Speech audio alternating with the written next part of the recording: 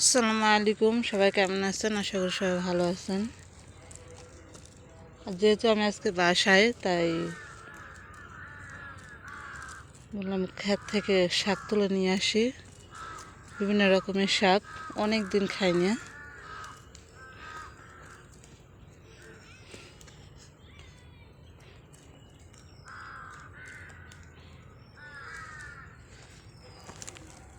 আমি আপনাদের একটা শাক দেখাবো। কে কে শাকটা খেয়েছেন বা চিনেন, বা আপনাদের দিকে এই শাক খায় কিনা জানাবেন কমেন্ট করে। তো দেখুন, এই যে দেখুন, এই যে শাকটা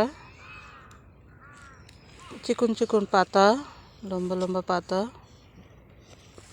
এটা আমাদের দিকে খায়। এটাকে সবাই হেয়ার শাক বলে, চুল শাক।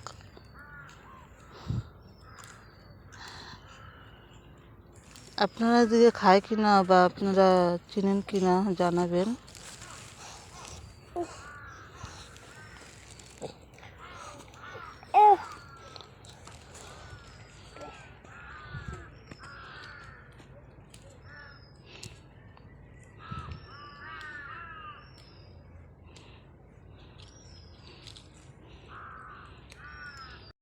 নানান ধরনের শাক আছে।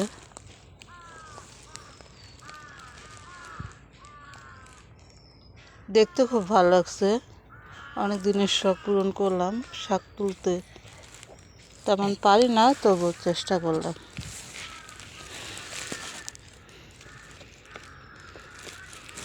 আমার ভাইয়ের ছেলে জোরে জোরে শাক তুলতেছে। ছোট ভাই, মেজু ভাইয়ের ছেলে। এখানে আমার এক ভাইয়ের বউ শাক তুলতেছে। এটা আমার মেজু ভাইয়ের বউ, সেও আমার সাথে শাক তুলতেছে। একা একা তো আর শাক তোলা যাবে না।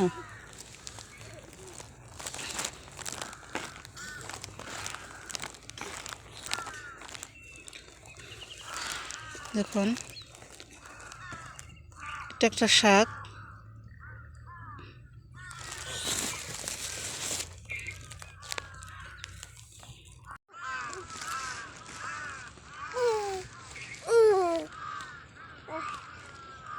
তুমি শাক তোলো বাবা, শাক তোলো। হ্যাঁ, সুন্দর সুন্দর শাক। পড়ে যায় না। এইটাও একটা শাক। নানান রকমের শাক। হ্যাঁ,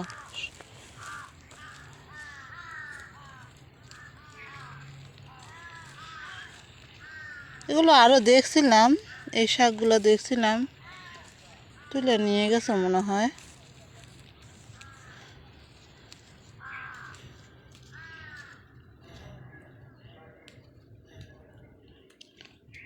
রাস্তাটা যায় আর শাকের দিকে চায় চায় দেখি, তোলা হয় না। তা আজকে সুযোগ পাইলাম, উঠাই না। এই যে না, পলিথিনে নানা রকমের শাক। দেখুন,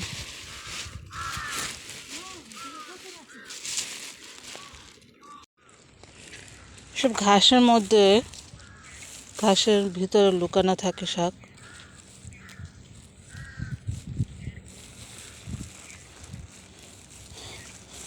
এই শাকটা খেতে খুবই টেস্টি লাগে। পাতাগুলো একটু গোল গোল, লম্বা লম্বা।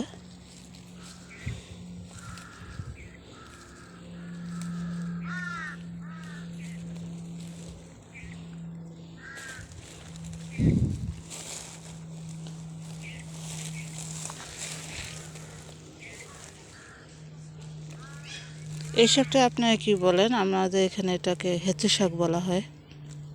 খুবই টেস্টি।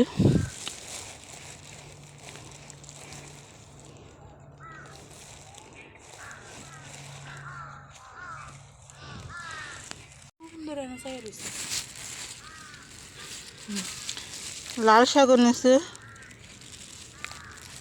লাল শাক লাগানো হয়েছিল গোড়াতে। হ্যাঁ, গোড়া ছিল, ওই গোড়া থেকে আবার উঠছে।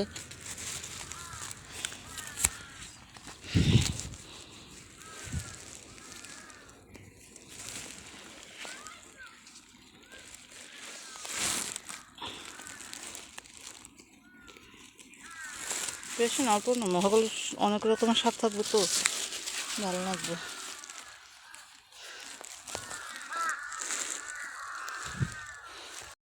এই শাকটা টক টক শাক, অনেক রকমের শাকের সাথে মিশিয়ে রান্না করলে বেশি টেস্ট লাগে। এই যে